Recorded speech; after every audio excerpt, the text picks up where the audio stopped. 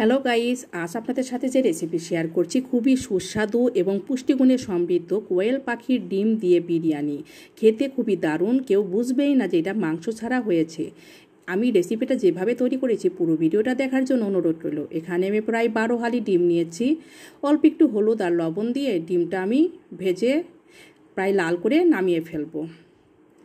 আমার ডিমটা ভাজা হয়ে গেছে। এবার বিরিয়ানিতে দিতে হয় আলুটা আমি মাঝারি সাইজ করে নিয়েছি, কারণ আমার ডিমটা তো ছোট, তাই আমি আলুটা মাঝারি সাইজ করে অল্প একটু লবণ দিয়ে একটু লাল করে ভেজে তুলব। এবার আমি বেরেস্তা করে নিয়েছি। বিরিয়ানিতে তো বেরেস্তা না দিলেই নয়, বেরেস্তার জন্য আগে আমি ভেজে তুলে রাখলাম। এবার প্যানে শুধু তেজপাতা ফোড়ন দিয়ে পেঁয়াজ বাটা দিলাম। পেঁয়াজ বাটা দিয়ে একটু ভাজা ভাজা হলে একটা টমেটো কুচি দিয়েছি। তারপর এখানে বিরিয়ানিতে কিন্তু কাঁচামরিচ দিতে হবে, আমি কাঁচামরিচ বাটা দিয়েছি। আমরা একটু ঝাল ঝাল বিরিয়ানি খেতে পছন্দ করি। তারপর 1 চামচ আদা বাটা আর 1 চামচ রসুন বাটা, অল্প একটু লবণ দিয়ে মশলাটা একটু ভাজা ভাজা করে নেব।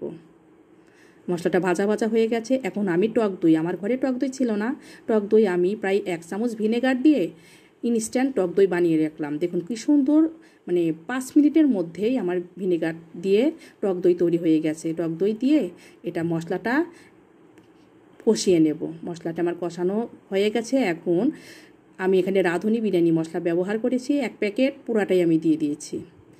এটা দিয়ে নাড়াচাড়া করে ফুটে আসলে দিয়ে দেব আলু। যেহেতু আলুটা আমার সিদ্ধ নয়, একটু লাল করে ভেজে নিয়েছি, তাই আলুটাই আগে দিলাম। আমার ডিমটা যেহেতু সিদ্ধ করা, ডিমটা একটু পরে দেব। ডিমটা দিয়ে অল্প একটু চুলার উপর রাখবো, কারণ একটু ঝোল ঝোল ভাব আছে, সেটা একটু শুকিয়ে নিয়েই নামিয়ে ফেলবো। এবার প্যানে সয়াবিন তেল দিয়েছি। সয়াবিন তেল দিয়ে এভাবে গড়িয়ে আমি এখানে প্রায় 3 পোয়ার মতো পোলার চাল ব্যবহার করেছি। অল্প একটু লবণ দিয়ে এটা ভাজা ভাজা করে নেব। যেহেতু আমার ডিমটা লবণ দিয়ে রান্না করা হয়েছে, এখন পরিমাণ মতো গরম জল দিবেন। গরম জলটা এমনভাবে দিতে হবে যাতে চালের চেয়ে প্রায় 1 নখ পরিমাণের জল একটু বেশি হয়। এবার আমি ডিমের যে আলুটার কষানো বিরিয়ানির যে মশলাটা, সেটা দিয়ে আমি দমে রাখবো।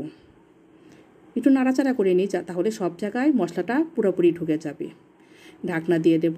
আমার ঢাকনার ছিদ্রটা আমি বন্ধ করে দেব টিস্যু দিয়ে। এভাবে রাখবো প্রায় 15 মিনিটের মতো দমে। 15 মিনিট পরে এসে দেখুন আমার বিরিয়ানিটা একদম পারফেক্ট, একদম ঝরঝরে হয়ে গেছে। এভাবে আপনারাও বাসায় তৈরি করে নিতে পারেন। আমি নামানোর আগে ঘি দিয়ে আর পেঁয়াজ বেরেস্তা দিয়ে আরেকটু ঢেকে দিলাম।